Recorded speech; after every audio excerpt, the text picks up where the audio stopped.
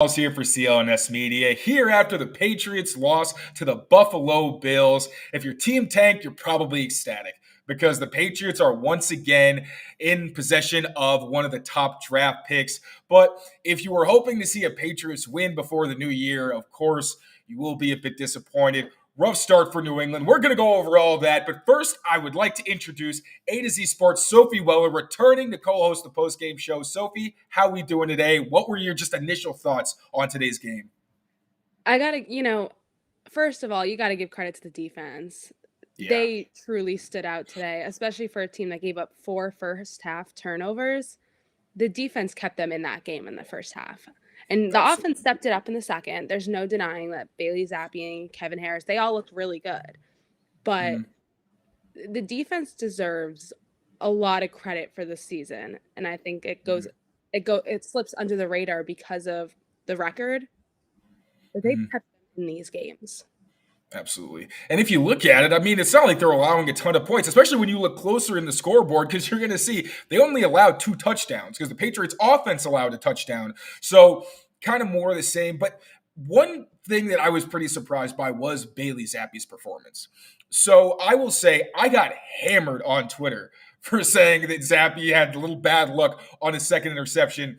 I'm going to explain my thinking there real quick because I actually thought that Zappe built on a strong performance from last week. And his turnovers, I thought, had more to do with the receivers kind of letting him down than really something he did wrong. So you look at the first play where he throws to Gesicki. That was pure bad luck. Like that, there's no denying that. Like, is it a late read? Sure. But he gets popped up and then Ed Oliver makes a one-handed catch. Like, you can't really account for that sort of thing. But in his defense, Pharaoh Brown was his first read. He wasn't even looking at Zappe until Zappe had moved on in his progression. Again, late read, but still, your guy should be looking at you on a flat route. There's no reason for you to be like taking 2 or 3 steps before you turn around. Then the second interception. So you have, it's a slant he throws to Devontae Parker that gets jumped. I thought it was a bad luck play because that's kind of a bang, bang, quick decision where he had 2 options on both sides of the field, but he liked his one-on-one matchup. There was no inside help. Even Trent Green was saying, and Trent Green's a former quarterback, he was saying it was the correct read. Bailey even tried to look off the defender quickly before throwing. It was just that split second where he lets it go. Again, Devontae Parker wasn't even turned around to look for the ball. Rasul Douglas knew what was coming. I'm assuming that's just tape study because when you get Devontae Parker backside in that kind of situation, the Patriots are typically trying to hit him on a slant. So that was just a good play by the defender. I think it was too quick for Zappe to really pull that one down. Would have been an impressive play if he did, but it's not one where I'm saying, like, Zappe, what are you doing? That's, again, a bang-bang play. And then you had the interception where he targets Jalen Reagor, who doesn't adjust based on the blitz. Even James White took to Twitter to say, that's on the receiver. That is not on Bailey Zappe. So, and then you also had the Pharaoh Brown turnover. So the turnover spree, I thought, had a lot more to do with Zappe's supporting cast than anything else. Then you have the fact that he was constantly harassed in the pocket, which gave him opportunities to show just how mobile and elusive he is in the pocket. We've seen flashes of it, throughout his time, and the performance has been up and down.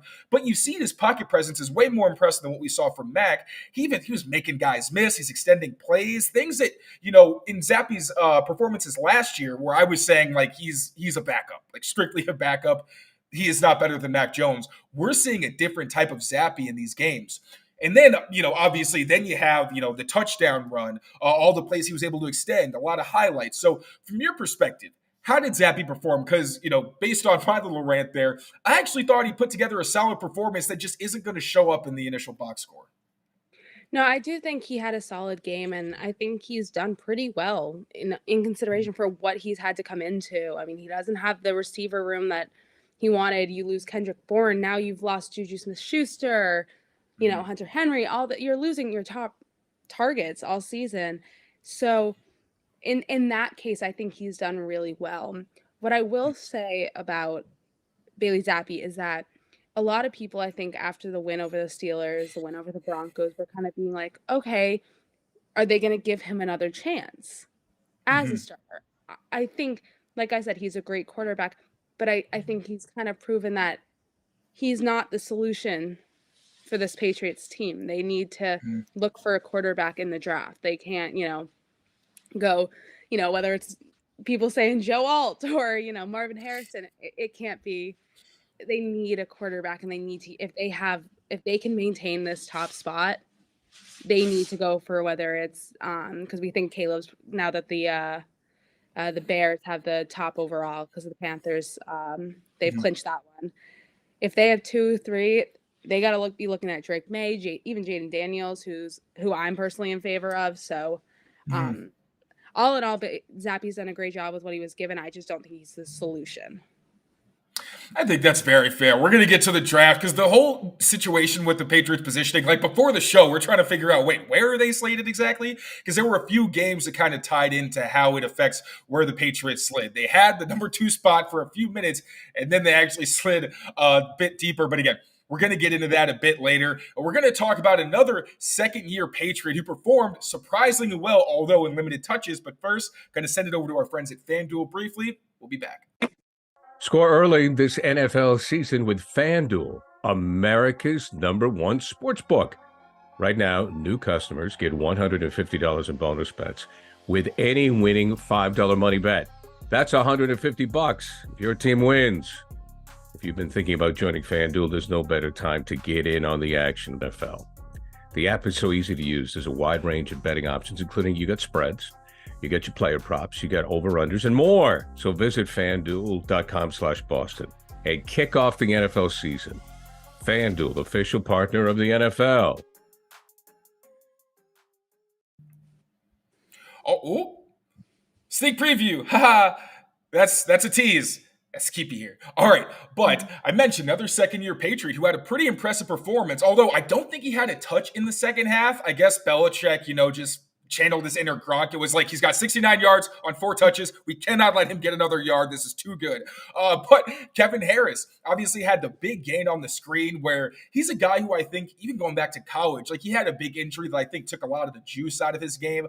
But you saw he's got more burst and speed than I think people expect, since he's considered more of a power back. He did have the near fumble where either way, like he took a hand off the ball going down. You need better ball security than that. But even so, he did make a one-handed catch on an inaccurate throw, which I thought was pretty impressive until that fumble.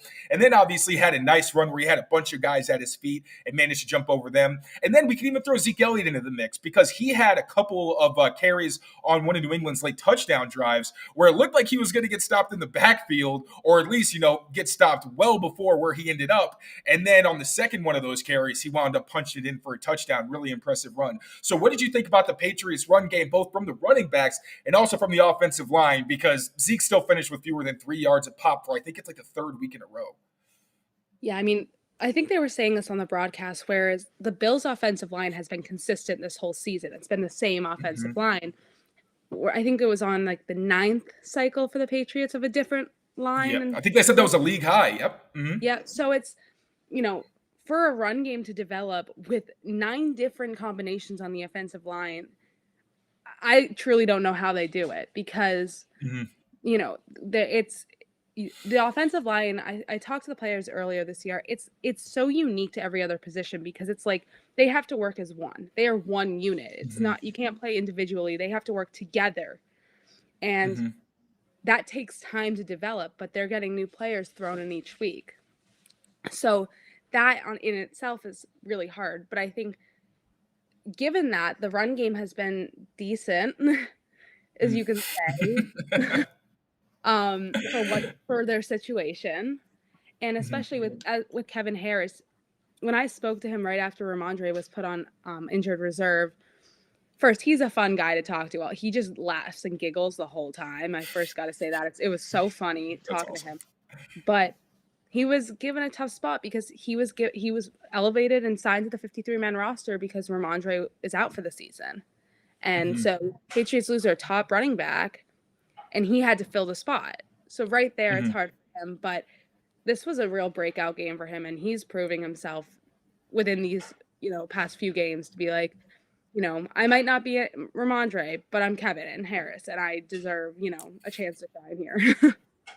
Absolutely. I mean, at least going into next season, I mean, we don't know what's going to happen with Zeke. I feel like he does want to come back because, he likes Ramondre. It seems like he's a good fit in the system, but you really never know what the future holds. But even still, it's kind of nice knowing that you're going into next season with Ramondre and you're going in with Kevin Harris, and you got two backs who, especially with Kevin Harris, even going back to last season when they played the Cardinals, like he did flash. It's not like this guy's coming in and not doing anything for you. He's been pretty consistently, at least interesting at the bare minimum. But going back to the offensive line, I kind of touched on it when I was talking about Zappe, and you mentioned all the turnover and everything.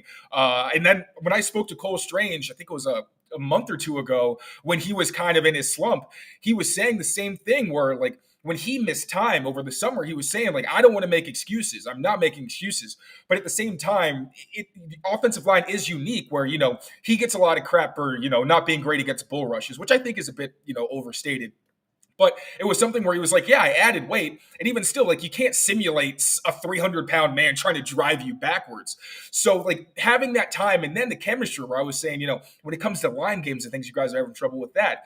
And you need to be next to people to understand how they react to things. And then, like you said, it's a unit where you don't have to think and there's not that split second of indecision. You understand what everybody's doing around you. This was a game where you had Vidarian Lowe at left tackle for reasons that we'll get to in a second. You had not only Antonio Mafi, but also Jake Andrews seeing his first action of the season at left guard. The right side of the line has been the only, obviously, David Andrews has been an Iron Man. He's played every offensive snap this season. And then City and Mike Onwenu have given you some pretty good solidity on the right side, helped blow open a lane on Zeke's touchdown, in fact. But on the left side of that offensive line, we've got to address it because Bailey Zappe was under consistent fire. Again, the run game, the running backs really were able to compensate for some leaky blocking up there. But a lot of that had to do with the fact that Trent Brown was a healthy scratch today. Now, we know he's dealt with a bunch of injuries. He had an illness earlier in the week, but he was removed from the injury report on Friday and didn't play in this game. You came out with one of many insightful pieces. You've just been banging these out. There was another on Mike Onwenu and his future status. Seriously, check out Sophie's work. She has been on top of all the really good offensive line news. But can you give us some perspective into Trent Brown's situation? Because, I mean, he's a guy who's self-declared the best offensive player on the team, but it's been pretty obvious, especially last week, that the effort just hasn't really been there. Yeah, no, I mean, it's definitely clear he's not giving it his all, and I think it's a level of frustration from him, just with the way he's been kind of handled by the organization. First off, you talked about that consistent pressure. Regardless of how they feel, though, you can tell when Trent Brown's in the game. We're not there for all the off the field stuff, but when he's in that game, it's definitely better protection for the quarterback, and he is a good player. But his effort levels, I think, in practice and even sometimes in the games, have been a lot lower this year because of the struggles. So I think the frustration he's had all season, it started with one where he was very outspoken when Malik Cunningham first was signed by the Ravens, where he posted on social media basically saying, "Go where you're respected." And so about a week later, I followed up with him on that, and he was just like, we all wanted Malik to get a chance. And he was just really frustrated because, like, he also had a good relationship with him, but he was a little angry that he kept calling it Malik's real position at quarterback. That's what we were saying too. but they kept using him as a receiver. They didn't want to listen. Right. So I think the frustration, that was truly when we first were able to see, and he really expressed that level of frustration with me when I spoke to him about that. This past week, I then spoke to him about free agency, because after that piece went out, a lot of people started speculating on his free agency and wondering, they're like, oh, he's out the door, he's not, and all this stuff. So I went up and I just asked him. Basically, it sounds like he kind of does have a foot out the door, based on what I was told. He said it wouldn't be fair to himself. It would be a disservice to himself to not see what other opportunities are out there, because he said the Patriots have had plenty of opportunities to get the deal done, to keep him, to re-sign him. And he was told that it would happen if he put up a good season last year. And that never happened. And he was like, well, last year we didn't have an offensive coordinator. There's all this stuff that happened, but still it didn't get done when I was told it would get done. So because of that, he's going to go explore what's out there and see, all that. And just based off of that one part, it's like, I think there will be teams, regardless of all the little things that come with him. I think there will be plenty of teams that will be interested because he's a quality tackle. Yeah, absolutely. And I mean, if they gave their word or, there was some handshake agreement or something that they were going to try to get another deal done, that is disappointing. And you'd like to see consistency from the organization. But also, at least from an outside perspective, it's understandable why they're kind of dragging their heels. And they even tried to give him more money. They tried to find some kind of middle ground, whether I don't know how happy he was with what they came down with, but he had an opportunity to get more playing time. Obviously, that's not going to happen. He lost the potential to get, I think it was like $6.2 million in playtime incentives because he's missed so much time due to injury. He's been a rotational player. And I don't even think it's a situation where you can argue that, they're trying to keep the money and they don't want to pay him, because he's also been giving up more pressure at a higher rate. And not just the effort, but also the execution hasn't been there to the level where you're saying, yes, we have to keep him in the game. Because again, the pressure's been there. The run blocking hasn't been consistent. So it just seems like a toxic relationship. And I think it's probably best for both sides if they just move on. But it also, a lot of players want to test free agency, and the Patriots usually aren't hesitant to let them do that because from their perspective, they want to understand what the market is saying about that player. And if somebody wants to overpay, they're more than happy to do that. And then there's also the chance that the player's market is way lower than they expected, and they kind of have to come back to New England being like, yeah, so what? What's the best you got? And then New England is in the driver's seat. They're very comfortable living in that place. But you also, if you want to briefly touch on it, I want to forward people to your work again. But as much as you want to disclose with your conversation with Mike Onwenu, because he was kind of singing a different tune, what's the status with him and how much he wants to come back to New England next season? Yeah, no. So Michael, anyway, I also spoke with him because there was something that stuck out to me about the trade deadline, which I believe it was reported by Mark Daniels that from Mass Live that he was in the building that whole day because he was a potential trade candidate, and he stayed in that building all day to make sure, if I was traded, they had to tell me to my face. I didn't want to have a call about it. And I was like, yeah, that's incredible. Yep. And he's just a good guy. So, you gotta have so much respect for that move. And, I kind of, that thought was going on over and over again in my head. And it made me think so how does he feel about staying next season? Mm-hmm. And his whole mindset is, I want to stay with the team that gave me a chance. Awesome. Based on what I heard from Michael Onwenu, he wants to be with the Patriots regardless. I asked him, we don't know what's going to go on with the coaching situation. It could have a whole different look to it next year. But in my opinion, the Patriots need to make it a top priority to bring this guy back. It is there. He told me there's mutual interest from both sides, and this needs to get done because he's so versatile on that offensive line from switching. He was tackle his rookie year, went to guard, and now back at tackle. They need him, and he's been good where he's at. So absolutely. There's few players that are more deserving. You talk about he's other than the injury. Obviously, he had ankle surgery, but he's been remarkably healthy for them. Been very steady. And he also mentioned, I think it was a couple of weeks ago, how when he looked around, Trent, and David Andrews were the only veterans who were really among James Ferentz technically, but he's also basically a coach, if we're being totally honest. So he was like, yeah, we're kind of the only veterans left in the room. And he realized he had to take a step up. And that's the kind of thing you want to hear from a player who's on the brink of potentially re-signing. So Mike Onwenu, I think he's more than deserved to be a priority extension candidate, more than any of their free agents. So hoping they can get that deal done. We're also going to talk about the defense a little bit more because we cannot ignore the excellent effort that they put forth. Obviously, couldn't get the ball back on the last possession, which is an anomaly for them. Usually you see them make that stop, but this is still a very talented Bills offense. And the Bills, if we're being totally honest, did them a lot of favors. Josh Allen was not on his A game today. We're going to dive a little bit deeper into that. But first, a quick word from our friends at SeatGeek. We will be back. I've been looking for the best deal on Celtics tickets, and with over 28 million downloads, SeatGeek is the #1 rated ticketing app. There are more than 70,000 events every single day on SeatGeek, including concerts, sports festivals, and more. With the NFL, NBA, and NHL seasons in full swing, you don't want to miss out. SeatGeek has your tickets to every game. Plus, artists like Travis Scott are on tour. They put all the tickets across the web in one place to make sure you're getting a good deal. Each ticket is rated on a scale of 1 to 10, so look for the green dots. Green means good and red means bad. Every ticket is backed by their buyer guarantee, and SeatGeek is the only site that lets you return your tickets ahead of the event with swaps. So as you know, I always come through for you guys. You can use my code DREAMERSPRO for $20 off tickets at SeatGeek. That's $20 off your first purchase with promo code DREAMERSPRO. Make sure you check the link in the description to download the app.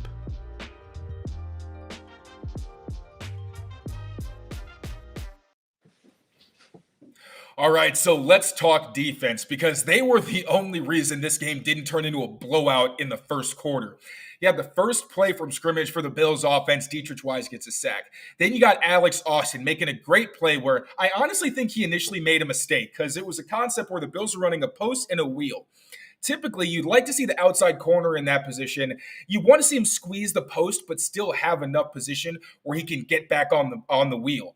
I'm not sure what his rules were, so I'm not trying to be hypercritical, but the most important part is that he did a great job making a speed turn, getting his eyes on the ball, then coming down with the interception. For the most part, the Patriots also did a really good job keeping Josh Allen contained.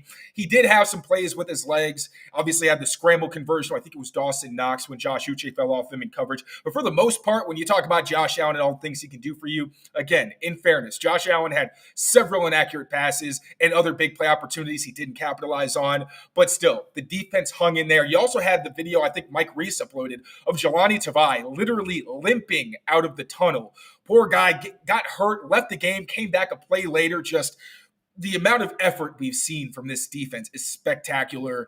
It stinks that they don't have more to show for it. It really does. But from your perspective, just give me your thoughts on this defensive performance because yet again, I thought these guys were really impressive and showed a ton of resiliency. Yeah, I mean, Jelani Tavai is a huge name that isn't getting enough credit this season. He has been involved in so many crucial turnovers, and he works so hard when he's on that field. Like, you know, he's there, and he's causing havoc. Like, everything he does is just like, get me that ball for my team. Christian Barmore last week with the 3-sack performance. Yeah. Another one who was just all over Russell Wilson. Those are just two names off the top of my head in recent weeks that have been really great. But what I thought was awesome to see is the younger guys now getting really involved in how solid defense is. I mean, you had Marte Mapu recently, but today was Alex Austin who gets his first pick and against the team that drafted him, but then released him. Yep. And I'm sure his uncle's Willie McGinnis, so I'm sure he's going to be calling him up with some nice words after that one. But yeah, it's just really great to see that it's you talk about a unit. That whole defense is a unit. They work so well together, and they just this season would look a heck of a lot worse if it weren't for absolutely. And you mentioned Christian Barmore. He was quiet in the pass rush department. I don't think he had a sack or a hit, but he did have 6 tackles. So it's not like he didn't do anything. He had Anthony Jennings. How many stuffs did he have? He was recorded with 1 tackle for loss, but he had several disruptive moments that got the Bills behind the chains. I'm just trying to make sure I don't forget anybody, so I'm going to refer to my cheat sheet really quickly. I don't think I am. That was about it. Yeah. And then special teams, defense, special teams kind of get lumped in the same thing. Opening kickoff, beautiful. I think that was really one of the most well-executed plays the Patriots have had all season. Excellent blocking. Jalen Reagor even makes 2 people miss on top of that, and then they open up with a kick return touchdown, just like the Bills did when they kicked the Patriots out of the playoffs last year. And I was saying, it's pretty incredible that the Bills have kicked New England out of the playoffs in 2021 in the wild card, and then last season, the last game of the season, I feel like I just had deja vu listening to myself. But they kicked them out by beating them and eliminating the Patriots from playoff contention. This year, you have 2 of the best defensive performances they've had against Josh Allen and the Bills offense since his first couple of seasons. And of course, it's in a lost year. But once again, tip of the cap to the Patriots defense for hanging in there and keeping things competitive. Now, for the moment everyone's been waiting for, what the hell is going on with the draft seeding? So, draft order. All right, so I'm going to pull up Tankathon real quick. I think the website might have crashed for a minute because I couldn't pull it up for a while. I think everyone was just racing to the website to see what was going on. So we're going to throw this up on the screen right now. All right, so the Patriots entered today with the 4th pick. They had the tiebreaker with the Commanders, and the Cardinals, I believe, were at the number 2 spot. But with the Eagles and Giants both the Giants, I believe they won today. Let me double check. Let me see. Giants. Super unprofessional. They lost today. So with the Giants loss and then oh my gosh, I'm sorry. I'm so yipped up. The Giants loss and the Eagles loss, it actually moved the Commanders up with strength of schedule. So they actually jumped over the Patriots, but the Cardinals with their win got bumped down to the 4th pick. So the Patriots are currently have the 3rd pick. And going through the scenarios, so the games to look out for in the 4 o'clock window that could potentially affect the seedings. The Seahawks beating the Steelers, the Broncos beating the Chargers, and the Bengals beating the Chiefs would be advantageous for the Patriots. Once again, Soph, just give me your thoughts on the Patriots, their draft positioning, whether you think it's possible that they could actually lose to the Jets considering everything that's going on. I do believe that they should be locked into a top 5 pick. Correct me if I'm wrong. But again, do you think that, hey, if Bailey Zappe puts on just a lights out performance and the Jets defense is trying their best, but he just overwhelms them, are we still locked into a quarterback, or would you possibly consider something else just for argument's sake? So first off, before I answer your question, I found something that I think will help clear up the strength of schedule. Thank you, because I'm so confused. So actually, Tankathon, what was it? 9 minutes ago, posted this. So the strength of schedule at the moment, the Commanders, because on the website, I think it has them at 0.515. We have 5 decimal spaces on their tweet. So the Commanders are at 0.51481. Okay. The Patriots are at 0.51493. Sheesh. Oh my God. That is how close it is, and that is why the Commanders hold that slight edge right now over the Patriots. Just to help out with that a little bit, because I was just as confused, but I saw that just pop up, and I was like, gotta share.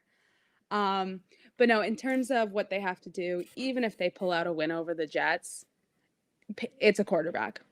You need to find a guy for the franchise. It's and I think the way to go is to, even if regardless of it, with Bill or not, that's going to be a huge factor. But even if it's Bill back, I think at this point he can't even deny this team needs a quarterback.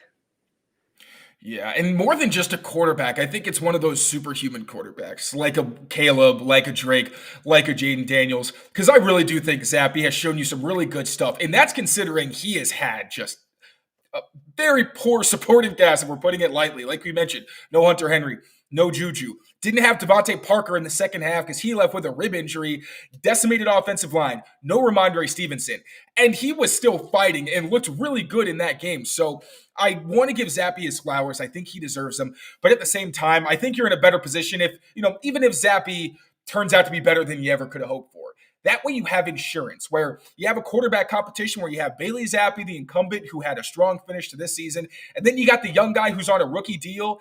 If Zappe doesn't end up being the guy, you at least have that insurance. And you can say, all right, we at least know that Zappe is an above average or potentially very high quality backup for us, who's a young guy who's going to be cheap. Whatever they do with Mac Jones, who knows, honestly. Maybe they try to keep him, raise his stock through training camp, and then trade him after the preseason. We have no idea.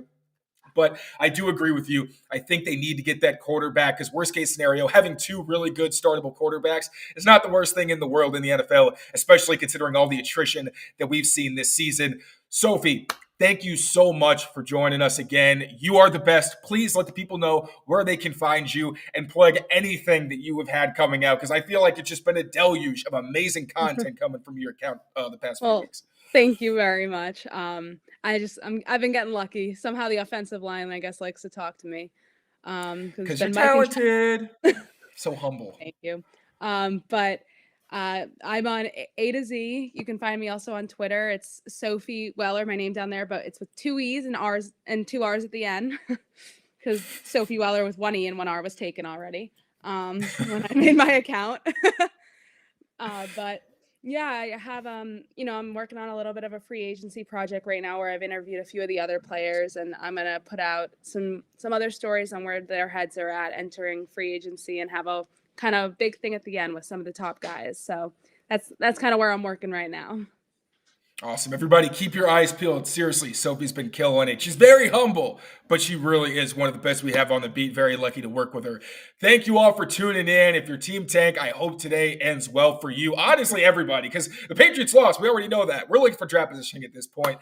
Take care of yourselves. Take care of each other.